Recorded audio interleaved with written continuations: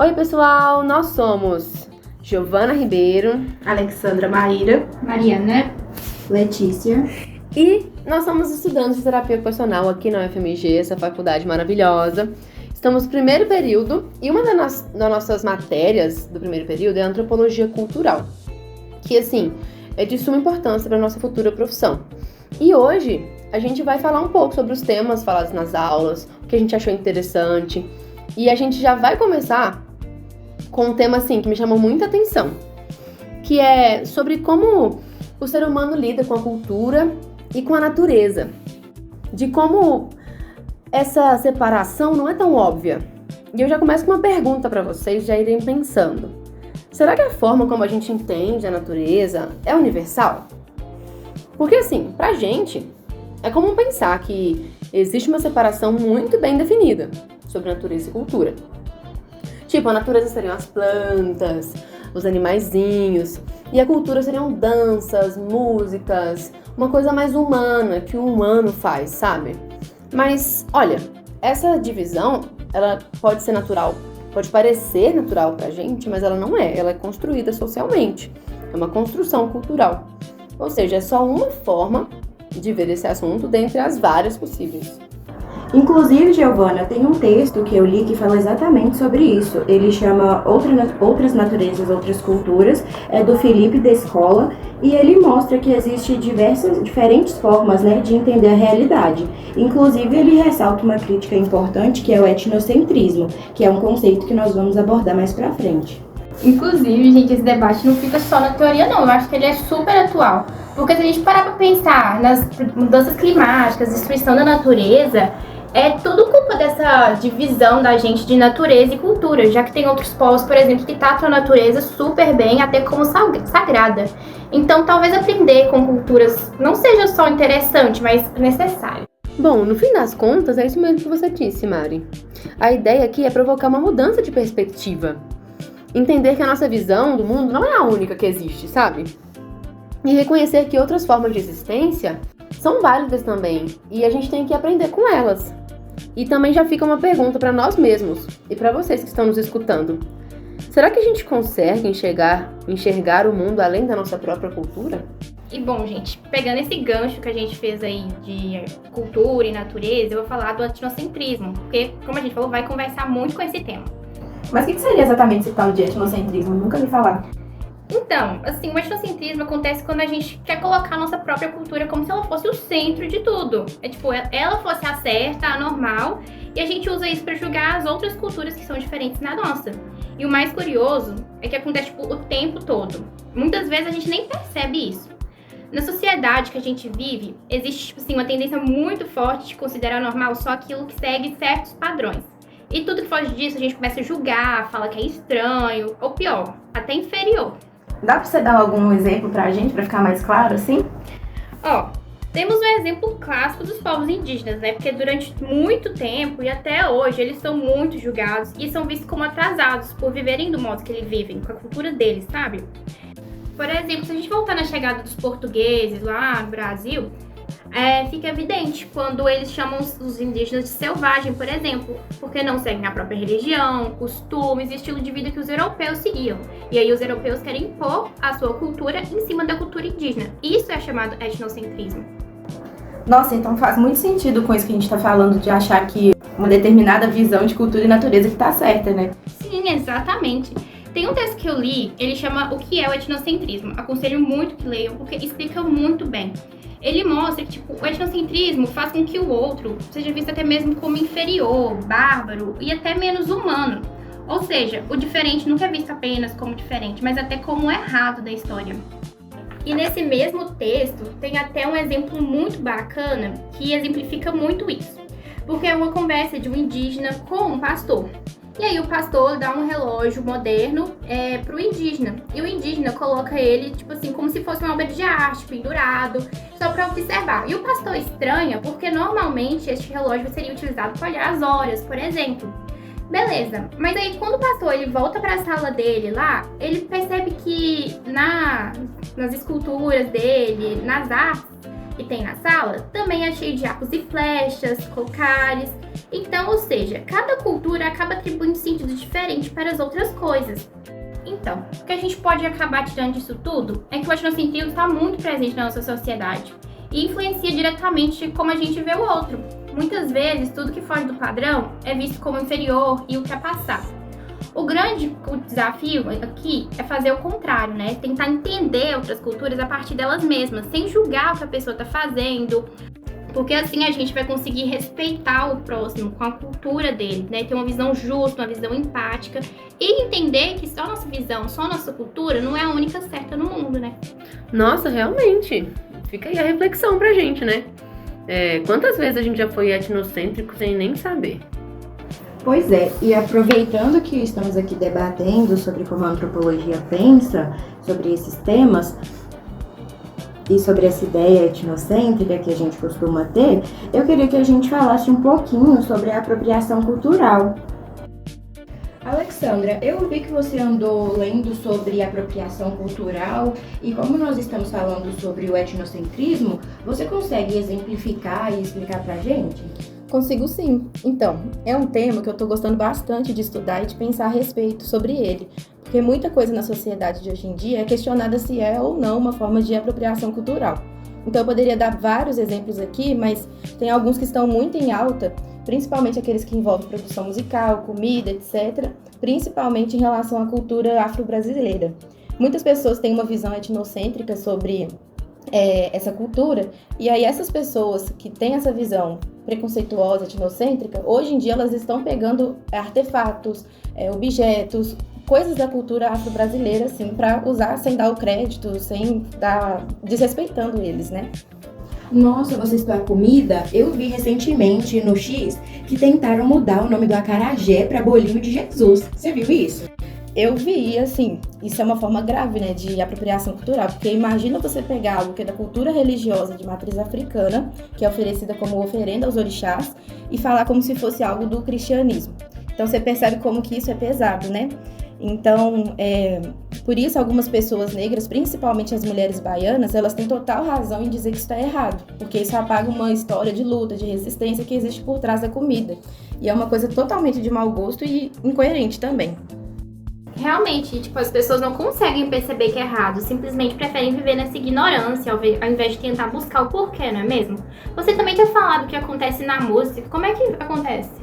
Então, exatamente. Tudo se trata da gente aprender a respeitar, de saber, reconhecer aquilo que veio de uma cultura que já é marginalizada, então ela já é excluída ali. E aí, se apropriar das suas tradições, dos seus costumes, o que vai restar para ela, né?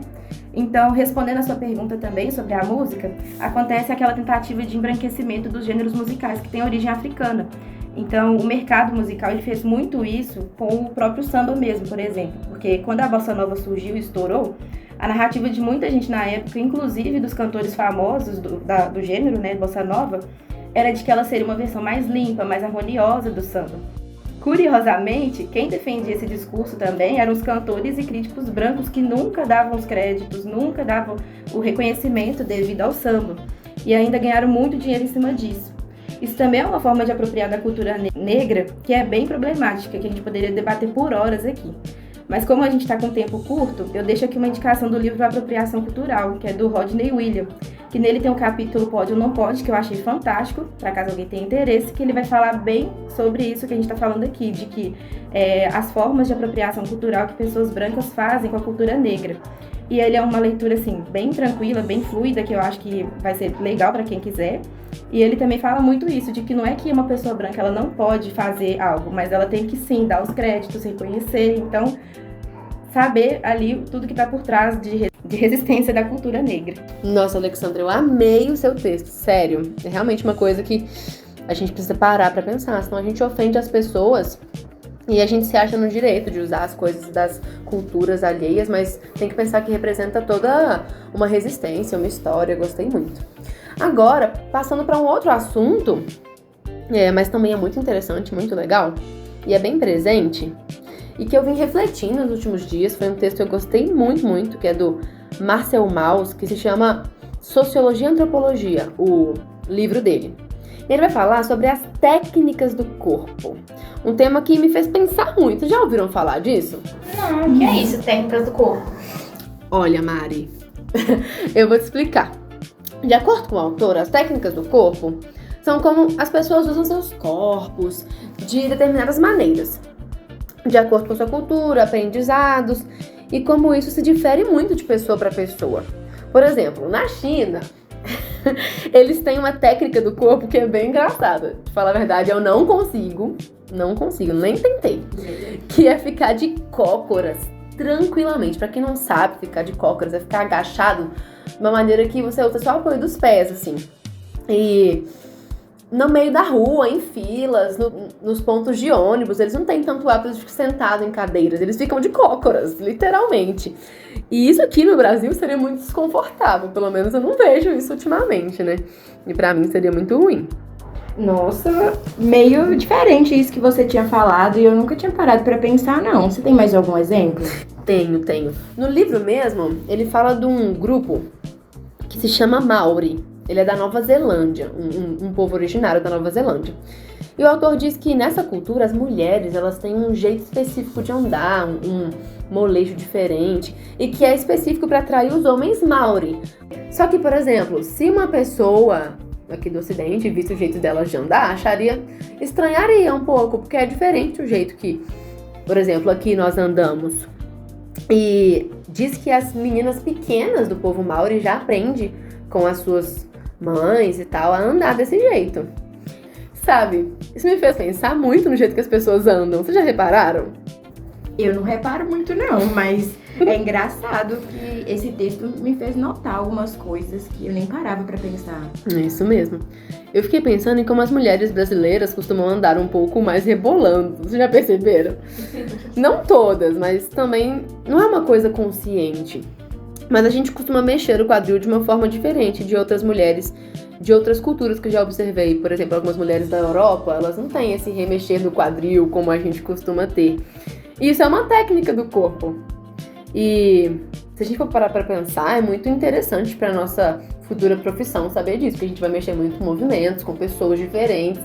E vai que elas têm técnicas do corpo, da cultura delas. A gente tem que entender e saber lidar com as técnicas do corpo delas. Achei isso incrível, sério. Esse assunto me deixou muito reflexivo, eu gostei demais. Inclusive, Giovana, você citou sobre a Nova Zelândia e a Austrália tá ali pertinho, né? Pertinho do Mineiro, que eu vou falar sobre os nativos das Ilhas Trobriand entendem a gravidez, a procriação e a paternidade.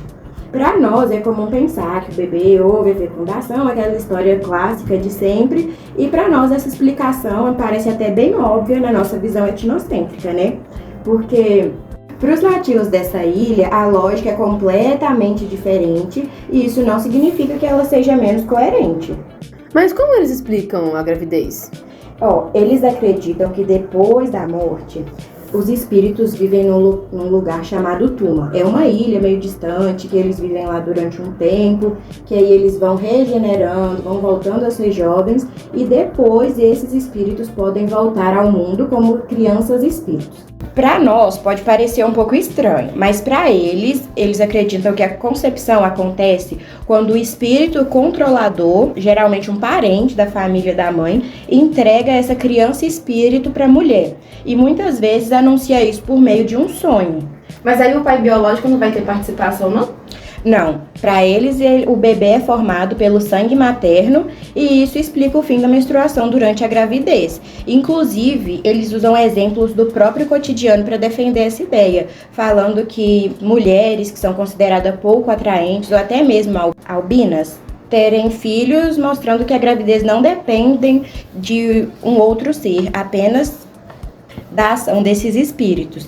E quando olhamos para essa crença através da nossa cultura, é comum pensar que é absurda ou até mesmo errada. É aí que o etnocentrismo entra, porque julgar a cultura do outro usando apenas os valores e conhecimentos da nossa é errado, né? Porque cada sociedade constrói suas próprias explicações para entender o mundo. Mas então como que eles entendem essa figura do pai na cultura deles? Para eles, o pai social que é o importante, que é aquele que recebe a criança, cuida, faz parte da sua criação. Ou seja, não depende do vínculo sanguíneo, mas sim do papel exercido dentro da família. Muitas vezes eles consideram até mesmo o tio como pai. Nossa, muito diferente do que a gente vê aqui no Brasil, né? Mas é o que a gente tá falando durante todo esse episódio. A gente tem que respeitar todas as culturas, independente da forma de como elas pensam. Exato, e deixo a reflexão para todos, né? Que quantas vezes julgamos uma cultura como atrasada apenas porque ela é diferente da nossa. Sério, gente, esse podcast foi de grande aprendizado para nós. Eu espero que também tenha sido de aprendizado para vocês. Muito obrigada pela atenção e até a próxima. Tchau. Agora fiquem com nossos erros de gravação. Pertinho. Não, eu ia falar das mulheres. Inclusive, Giovana. Vai. Desculpa. Não, nem eu aguentei. Já. Cara. Vai, mulher. Não, pode que eu vou continuar. Tá. Só que... Tosse. É um... Porque eu embolei. A gente falou, inclusive, 5 vezes. Não. Aí seria outra pessoa. Calma. Realmente. Ai, peraí. Já... Calma. Peraí, gravação.